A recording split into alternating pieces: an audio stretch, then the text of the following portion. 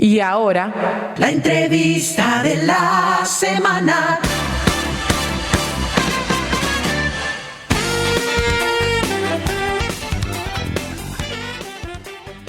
Y seguimos aquí en el programa de Mujer a Mujer con Luz de Los Ángeles. Ahora vamos a pasar a la parte de la entrevista de la semana. Tenemos hoy a la doctora Yarixa Montilla, quien es neumóloga y pertenece a la Sociedad de Neumología. Es un placer contar con tu presencia. El 24 de este mes, 24 de marzo, se conmemoró el Día Mundial de la Tuberculosis. Y la Montilla, la doctora, siempre en este mes le encanta visitar los medios de comunicación para concientizar a la población con lo que tiene que ver esta condición o esta enfermedad. Bienvenida a su casa. Gracias. Sí, me siento como en casa realmente. Sí, este mes hemos trabajado bastante. No solamente yo, todos los neumólogos nos hemos movilizado, porque esa ha sido una de las metas que ha tenido nuestro presidente de la sociedad y nuestra directiva, de que en este mes hagamos una invasión a los medios de comunicación con relación a la tuberculosis, que estaba un poquito rezagada el hablar de tuberculosis por la pandemia. Así es. Pero ya estamos volviendo un poco a la normalidad y estamos dándole calor a esas enfermedades que siempre están con nosotros y que tenemos que mantenernos alertas siempre con ellas. Parte de la agenda de las actividades que ustedes realizaron durante todo el mes de marzo, antes de entrar en materia, porque tengo que aprovecharte, vamos a informarle a la población todo lo que hicieron y si todavía, porque ya hoy estamos a 29, ¿hay alguna actividad que ustedes están realizando? Bueno, el mes entero nos las pasamos visitando los medios de comunicación, ruedas de prensa, radio, televisión. Hicimos unos videos muy bonitos que muchos ya lo han visto porque lo hemos publicado casi todos los neumólogos en nuestras redes sociales. Y el 24 la sociedad tuvo en la mañana temprano una rueda de prensa donde hablamos de las estadísticas, hablamos un poquito de la enfermedad y de cómo nosotros como sociedad estamos enfrentando la tuberculosis, y ya luego tuvimos dos conferencias, una con la doctora Melania Encarnación, que es la que dirige el programa de tuberculosis, que es neumóloga, sí, que para nosotros es un honor, claro, que tengamos una neumóloga dirigiendo el programa de tuberculosis a nivel nacional, y con un maestro de la tuberculosis, que es el doctor Caminero, que es español, y vía online, porque ahora la pandemia nos abrió una puerta nueva que antes no la teníamos, y ahora muchas cosas podemos hacerlas desde lejos. Y Caminero nos dio una charla, oye, estupenda sobre tuberculosis. Él es uno de los maestros de tuberculosis. Pero también en todos los hospitales, la gran mayoría de los hospitales del país, durante este mes se estuvieron dando charlas y asesorando e instruyendo a los pacientes, al personal médico sobre la tuberculosis. Fue un mes muy activo y realmente nos enorgullece mucho que lo pudiéramos hacer. Ya gracias a Dios que la pandemia está un poquito ya más controlada, hemos podido retomar un poco esos temas que estaban un poquito parados. Tú sabes que hablando precisamente del Servicio Regional de Salud, que estuvieron el 24, estuvieron aquí, donde realizaron también muchísimas actividades dentro de ella, que lo vi muy interesante, visitar centros educativos para educar a los niños, a los jóvenes, de cómo prevenir, cómo cuidarse de lo que es la tuberculosis. ¿Tú tienes por casualidad, Montilla, alguna estadística, cada qué tiempo se hace, para saber cuál es el porciento que es real, de manera real tenemos en la República Dominicana con la cantidad de personas infectadas de tuberculosis? Ahora mismo la última estadística que tenemos es del 2020, fue presentada por la doctora Melania Encarnación en la conferencia. Y lo que sí pude ver es que tenemos unas edades en donde predomina la mujer y otras edades donde predominan los hombres. Por ejemplo, de 25 a 42 años predominan las mujeres y ya a partir de los 42 predominan los hombres. Esto se debe a que las mujeres somos un poquito más cuidadosas. Nos cuidamos un poco más desde temprana edad, más que los hombres. Los hombres, para ir a los médicos, muchas veces donde me llegan junto con la esposa, y es la esposa que los motiva. Las estadísticas se están restableciendo ahora, porque como te mencioné, el asunto de la pandemia nos hizo parar mucho del trabajo regular que teníamos. Inclusive el programa tuvo ciertas variaciones en esos días, aunque se le daba el tratamiento de forma religioso. Sabíamos que los departamentos tuvimos déficit a veces de personal, pero se mantuvo el tratamiento y se mantuvieron los diagnósticos. Tuvimos pacientes que llegaban por síntomas de COVID, por ejemplo, y cuando investigábamos encontrábamos por hallazgo accidental tuberculosis. Y ahí lo agregábamos, le hacemos el screening de investigación y lo agregábamos también al tratamiento de tuberculosis. O sea que tuberculosis se mantuvo todo el tiempo. Y es difícil, me imagino, para ustedes, porque creo que muchos de los síntomas de la tuberculosis se parecían un poco a los síntomas del COVID. Es posible, por ejemplo, que una persona que tenga un mayor riesgo de infección del virus del COVID, porque es un paciente de tuberculosis. No necesariamente. Acuérdate que la tuberculosis es una enfermedad crónica. Okay. Entonces, los síntomas son más crónicos. Generalmente tenemos un paciente que tiene más de 3 semanas con síntomas, aunque muchos pacientes con COVID podían permanecer con síntomas prolongados. La sintomatología es más solapada, no es tan agresiva y lo que va empeorando paulatinamente. Sí encontramos pacientes con COVID y con tuberculosis. Acuérdate que COVID es una enfermedad viral, sí, y que a predisposición de infección estamos todos. Los procesos virales estamos todos. Ahora, la severidad sí. Puede ser que un paciente con TB haga un COVID mucho más severo porque tiene pulmones ya con un daño estructural. Sí. Igual que los pacientes que tengan, por ejemplo, un EPOC o bronquitis crónica, o los asmáticos, que estuvimos muy alerta con los asmáticos sí, y COVID, porque tienen ya una condición de base que puede predisponer a que hagan un COVID severo. Pero gracias a Dios nuestro país tiene un muy buen manejo, sí, muy buen excelente, manejo. incluso ha sido referencia de otros países. Ha sido referencia. En América Latina tenemos una tasa de mortalidad muy baja por COVID y estamos en la lucha con la tuberculosis de lleno. Yo ahora más que nunca me siento más orgullosa de mi clase médica y de mis compañeros del personal de salud, porque realmente estos 2 años fueron un reto. Wow. Fueron un reto para todo el mundo y vimos potencias con una cantidad de muertes exorbitantes que cuando veíamos esto nosotros nos asustábamos, pero nosotros nos enfrentamos y seguimos adelante. Los programas se mantuvieron. Se iba inclusive a las casas de los pacientes a llevarle el tratamiento, las baciloscopias, todo se mantuvo en trabajo. Y aunque fue difícil, fue bastante difícil, logramos que no tuviéramos esa agresividad que mostró COVID en otros países y esa mortalidad tan alta que mostró.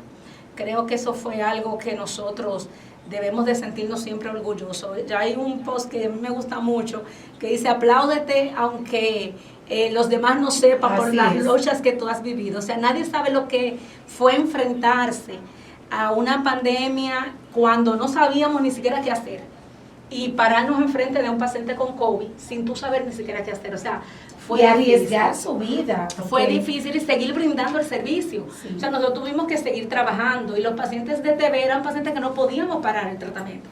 Había que seguir el tratamiento, son 6 meses, algunos resistentes son más tiempo y no podían parar el tratamiento y tuvimos que enfrentarnos a todo eso, llevarle los programas, todos los trabajadores de los programas se mantuvieron y le llevaban sus medicamentos a los pacientes, se reabrieron los centros rápidos y las pruebas diagnósticas estuvieron siempre presentes, o sea que fue algo bastante... Fue muy emocionante y a la vez intimidante, pero lo logramos. Y un desafío. Fue un desafío bastante grande. Veo que esa parte que tocas, Montilla, y quizá nos vamos a ir un poco del tema, pero vamos a volver a entrar, te lo prometo. Veo esa parte, cómo afloran esos sentimientos, porque fueron momentos muy difíciles, donde no solamente ustedes estaban en la parte médica, sino psicológica. Un neumólogo tenía que ser psicólogo, tenía que ser... tratar de enfocarse también en lo que era la parte de su especialidad. Fueron todos los médicos asumieron una responsabilidad bastante hermosa de entrega, pero en el caso de ustedes, igual que los infectólogos, eran los que estaban a la cabeza, directo con el problema.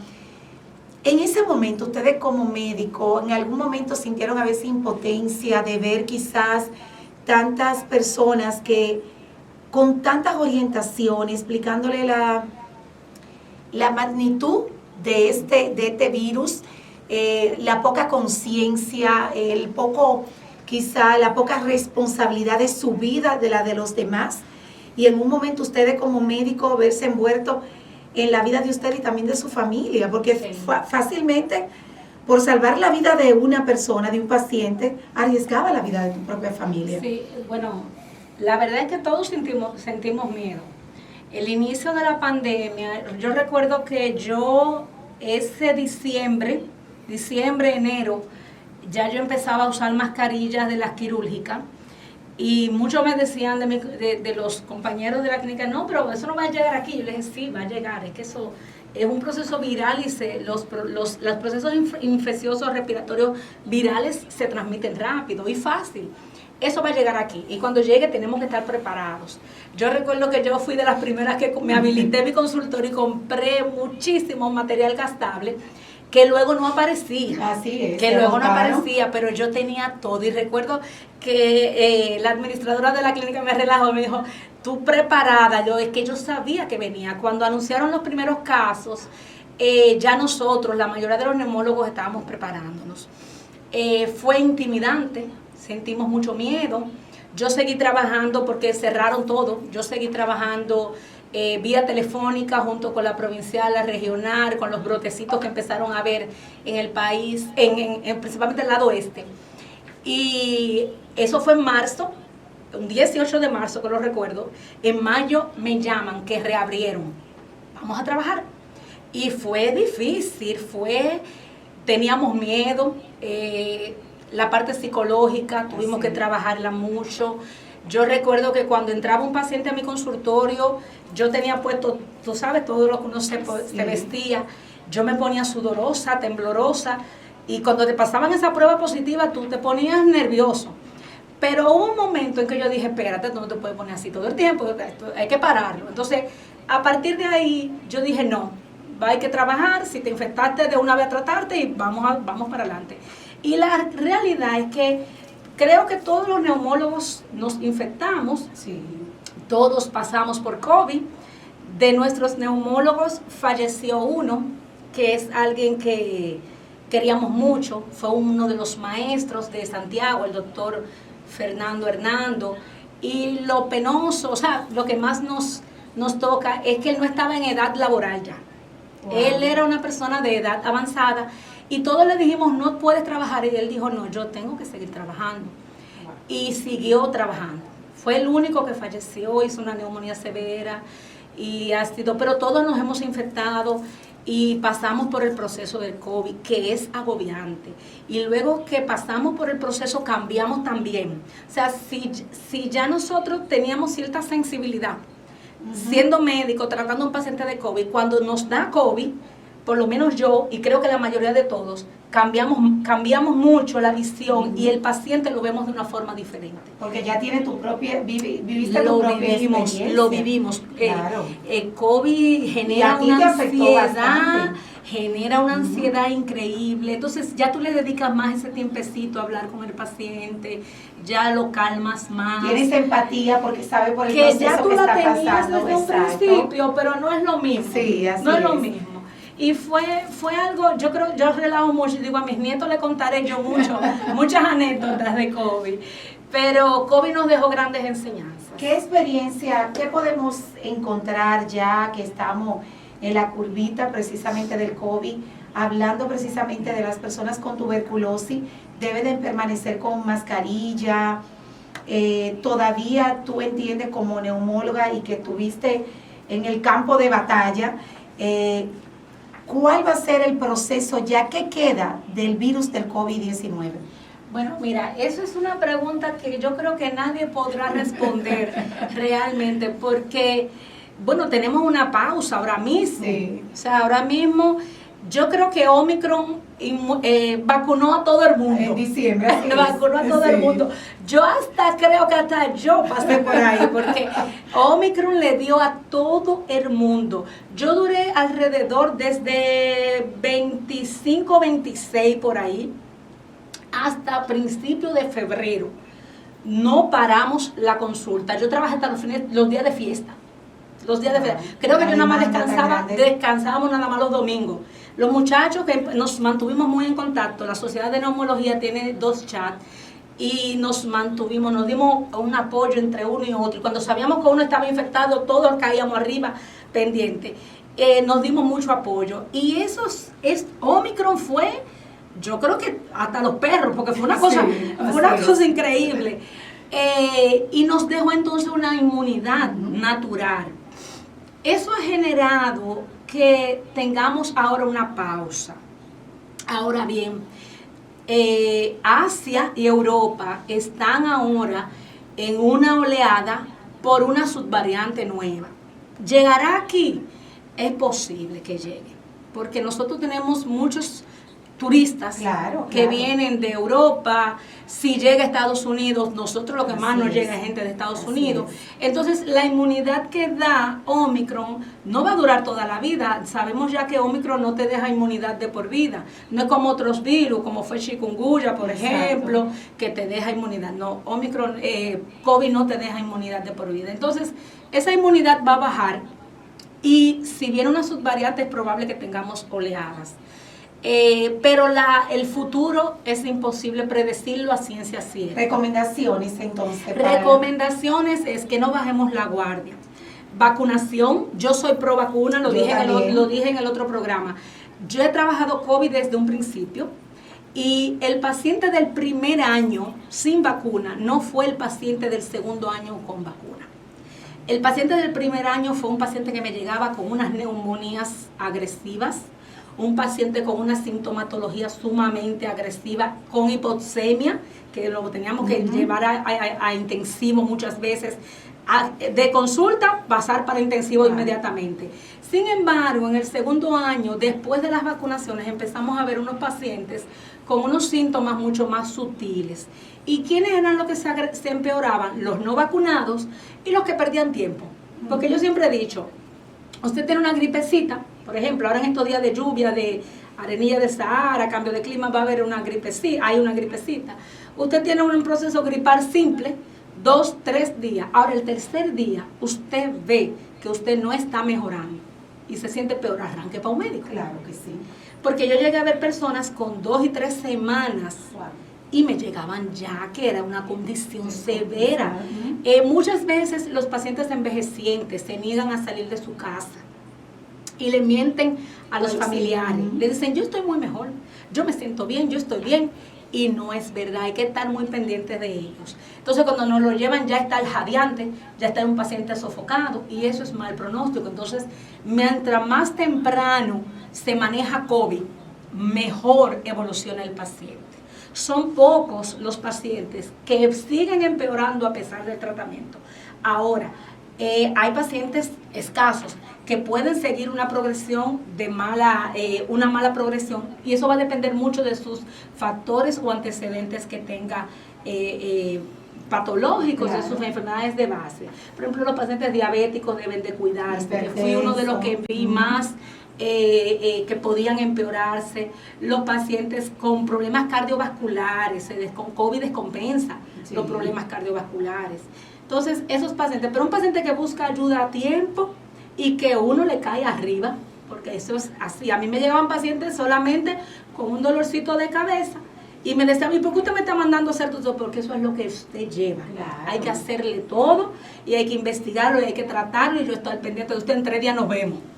Y así uno va manejando sus pacientes y va viendo que el paciente, cómo va evolucionando el paciente. Yo, gracias a Dios, tuve una experiencia muy buena en mi consulta. Y el hospital también tuvo experiencias muy buenas, pero es caerle arriba. Y los pacientes con tuberculosis tienen que tener sus vacunas, deben de vacunarse, que estamos recomendando todavía el uso de mascarilla en sitios cerrados, en lugares cerrados, porque todavía estamos en alerta. Estamos esperando posiblemente quizás una oleada, un pequeño pico después de Semana Santa. Eso va a depender mucho de cómo se comporte COVID en los otros países. Pero creo que COVID todavía no se ha acabado. Que es importante Creo que entenderlo, todavía, que para las personas sí, creo que todavía no existe. No, creo que que solo todavía está el nombre, pero que ya. Creo que todavía tenemos COVID. Lo que pasa es que la población ya no es la misma, la mayoría ya han estado expuestos al virus, nuestro organismo tiene una gran capacidad de sanar. Así es. Entonces no es lo mismo un paciente que le llega un virus nuevo, que no, su cuerpo no lo conoce, a un paciente que ya le ha dado y que ya tiene anticuerpos, que ya conoce el virus. Aparte también, que siempre lo dije, señores, la ansiedad que hubo el primer año empeoraba a los pacientes. Empeoraba. Porque la mente domina empeoraba a los pacientes. Entonces ya el paciente de ahora es un paciente más relajado porque ya le dio, ya mejoró y ya le dio a la familia. Está la vacuna, está más confiado, ya sabe más o menos qué hacer. Entonces es un paciente mucho más relajado y con menos ansiedad que el del primer año. En el primer año tuvimos que tratar las ansiedades de una forma increíble. Entonces tenemos primera, segunda, tercera y hay si aparece una cuarta dosis. Se echa a reír la doctora. Bueno. Hay gente que dice, yo no me pongo una más, digo hasta 100 que sea necesario. Lo que pasa es que mientras sigan apareciendo las variantes, hay que cubrir con nuevas vacunas y a poner los refuerzos. Entonces, yo soy si tú miras atrás en la historia de la medicina, tenemos enfermedades que ya ni la vemos. Así es. Mis hijos, yo les digo, ustedes saben lo que es sarampión y no saben lo que es sarampión. Mi hermana estuvo en el último grupo de polio. Oye, mi hermana fue sobreviviente del último grupo de polio, que casi todos murieron. Ella fue de las pocas sobrevivientes. Y hoy tú no ves polio. Entonces, porque hay una secuencia de esas vacunas, de este bebé, que siempre vivimos orientando a los padres que no pueden suspender. Que ya tiene, porque ahora es a los 14, después los 14 a los 20 años, 20, 22. Entonces, vamos a seguir esa secuencia. Es un nivel, claro, yo digo que la salud de nuestros hijos es responsabilidad. Hace unos años tuvimos un brote de difteria. Sí. Hace unos años y tuvimos que vacunarnos todos. Así es. Volvernos a poner un refuerzo. Yo me vacuné para ese tiempo. Entonces, yo soy pro vacuna. A mí también. No me hablen de que de chip y que quieren saber lo que uno hace. No, yo no creo en esas cosas. Yo tampoco. Y hay que creer en la ciencia. Y tenemos también que confiar en nuestros médicos. Si su médico de cabecera le dice a usted que se ponga la vacuna, póngasela. Porque al final es salvando la salud de usted, pero también de todo lo que es la sociedad en sentido general. Hay personas que dicen, bueno, es mi derecho no vacunarme, pero también es tu derecho contagiar a otros. Porque vivimos, señores, no vivimos aislados del mundo. Es que el paciente somos entes sociales. El paciente que te hace más síntomas es un paciente que va a contagiar más. Así es. No es lo mismo un paciente que tenga un proceso leve, que no esté casi tosiendo. Por ejemplo, cuando yo hice COVID, yo casi no tuve un proceso pulmonar, predominó más la parte cardiovascular. Entonces, no es lo mismo un paciente que esté tosiendo mucho, que va a contagiar más, a uno que casi no esté tosiendo. O sea, y le está demostrado, las vacunas donde quiera que se pusieron, el resultado se vio bastante. Recomendaciones finales, doctora, para finalizar. Bueno, las recomendaciones que siempre les doy a mis pacientes, una gripe simple se trata fácilmente en la casa. Ahora usted tiene ya 3, 4 días, no mejora, hay que acudir al médico. La tuberculosis se cura, es una enfermedad que tenemos una tasa de curación en más de un 90%. Wow. Y nosotros estamos, la OMS tiene ahora de meta liberarnos de tuberculosis en el 2035. Y es una meta que yo creo que podemos lograrlo. Es una enfermedad oportunista. Ella aprovecha que tu sistema inmunológico esté débil, entonces tenemos que mantener un buen sistema inmunológico. ¿Qué quiere decir eso? Vivir una vida sana. alimentarse de manera buena adecuada. alimentación, chequeos regulares, ejercicio, Así es. que yo le mando mucho a los pacientes a hacer ejercicio. Los pacientes de COVID los rehabilitamos mandándole a hacer ejercicios, a caminar, y eso te libera mucho el estrés y te ayuda, tú sabes, Claro. con todo. Entonces, eso es lo que nosotros creemos que debemos de hacer. En un paciente con tuberculosis, terminar su tratamiento, que a veces es difícil porque ellos a las 2 o 3 semanas ya se sienten muy bien, pero tenemos que esforzarnos en terminar su tratamiento completo para que así ya no deje secuelas y no tenga riesgo de reactivarse otra vez y volverse a reinfectar. Y algo importante, señores, que aparte de que la tuberculosis se cura, es una enfermedad que el Estado también da ese soporte para que tenga su tratamiento totalmente gratis. Un programa no solamente de entregarte tu medicamento, sino de ese seguimiento personalizado, con campaña, con orientación, para crear conciencia y que la persona pueda aprender a vivir el proceso y luego pues darle, ¿verdad, doctora, de alta? Sí, el programa se maneja de una forma maravillosa. Sí. Todos los muchachos que han pasado por allá y que han rotado, a veces mis estudiantes que pasan por allá, es muy, hasta los domingos, porque antes estábamos se daba de lunes a viernes, ahora se incluyó sábado y domingo. Wow. Con fines de que el paciente no pierda dosis, no se vaya a desacostumbrar y hasta se va a la casa a llevar el tratamiento. Wow. O sea que el programa tiene un personal que trabaja de una forma excelente. Y cualquier brechita, desde que la detectamos, de una vez se empieza a trabajar. Ahora está, hay muchas personas trabajando, tenemos enfermería, neumología, médicos generales, y un personal que también trabaja en lo que es la parte de la parte social del paciente, que también se les ayuda mucho con eso, con esa parte. Para finalizar, doctora, horario y los centros donde usted ofrece su servicio. Bueno, yo estoy desde hace 16 años en el Centro Médico Macorís, todos los días en la mañana y en las tardes, lunes, miércoles y viernes. Y estoy ya en el Hospital Jaime Oliver Pino, eso lo saben ya la mayoría también de mis pacientes. Antes estaba en el Museo, pero ahora estoy unificada en el Pino. Y ahí estoy también martes, miércoles, jueves y viernes. Entonces, nada, donde quiera que a mí me solicitan, ahí estoy yo. La felicito, doctora, una excelente profesional, y lo que más admiro de usted como profesional es esa parte humana, esa sensibilidad y esa empatía que siempre tiene con sus pacientes. Nada, ya usted sabe, el mes que viene volvemos aquí, que vamos a tratar un tema bien interesante. Nosotros nos vamos a un breve corte comercial. Gracias. Y enseguida regresamos.